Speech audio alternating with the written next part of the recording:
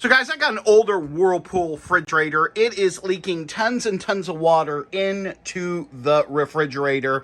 I want to show you what the problem is. I went ahead and took off this cover. It was just 2 bolts. And this is what it's going to look like if you have a stand-alone freezer. Back here, there is a hole. Okay, and most likely, if you're having this problem, what is going on is this is all covered with ice. So you have to unplug it, take this panel off, and again, it's 2 bolts. This panel right here comes off, and you're gonna notice that this is just one sheet of ice. Now, what's going on is this is a coil right here. See this thing going along here, right there? It plugs up over here. That coil comes on periodically.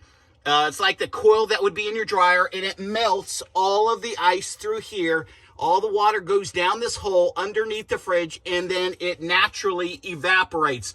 When the coil is broke, what takes place is this sheet of ice, you'll notice this is just solid ice, and all through here, you're going to have like, you can crack it. It's like 1/4 inch, 1/2 inch thick of ice. It's just one huge solid piece of ice. On top of that, water leaks through these holes, and it may be different with your refrigerator or, if you have a side-by-side, but it's the same premise. What it is the heat coil. It's very easy to replace depending on your model. Some of them are more expensive. For mine, I just have to clip that in right there. I have to move this tab right here, just bend this tab, and this coil will come off. See this right here? I just bend this right here, pull the coil off, run the wire around here, plug it in, and then she's good to go. Now, a telltale sign is if you have ice up here. If this is all filled with ice, 99% of the time, it's the coil.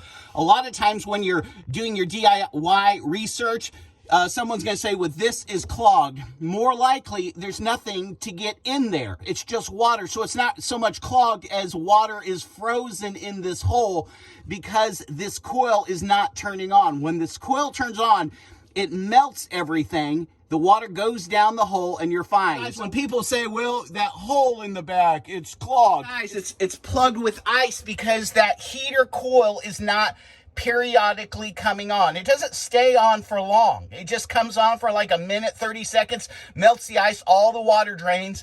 And if not, again, water is going to just build up here and freeze and freeze and freeze. It's going to continue to freeze. And again, this will all be ice. Then water is going to come. The new water is going to go on top of the ice, go down these holes. This will be ice. With mine, the ice was all the way up here. So what that tells me is the water built up and built up and built up. And so I had ice covering this whole coil. That alone is telling me and showing me, hey, the coil hasn't been turning on. It's not, that the hole is plugged up.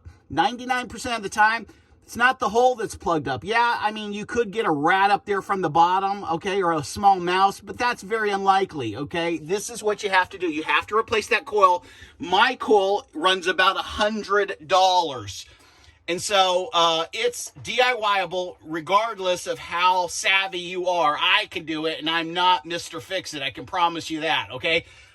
This part right here, it was honestly 2 screws, okay, but it wouldn't come off. So I had to hit it with a hair dryer down here. Make sure that your refrigerator and freezer is turned off.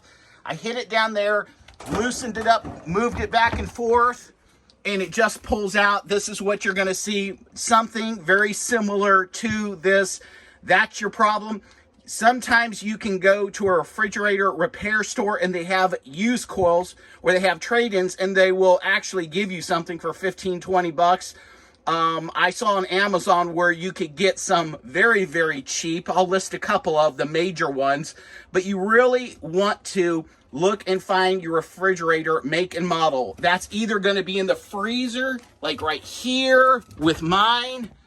It's over here. It's in the refrigerator. Every refrigerator is going to have that sticker. That is what you need in order to get the right coil. It will take you after you hair dry it.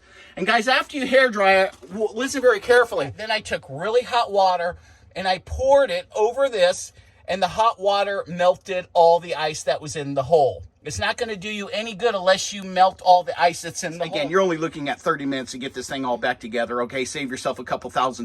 Fridges are so expensive these days. And right now, if I was to call a guy to come out and fix this, they want to charge me a flat rate of $150 on top of parts, on top of labor. I mean, I could buy a fridge by the time they could fix the coil, or you can do it. And also, if you do... on YouTube, if you go ahead and do your make and model, most likely there's someone that actually did it, and they'll go step by step how to get that coil in, how to get that coil out. So I'm just kind of telling you DIY what's wrong with your fridge if you have water all inside your fridge, which I do. And just thawing this out and cleaning this up isn't enough. The coil is bad. Hey, hope this helped you out, guys. Give me a thumbs up if you liked it.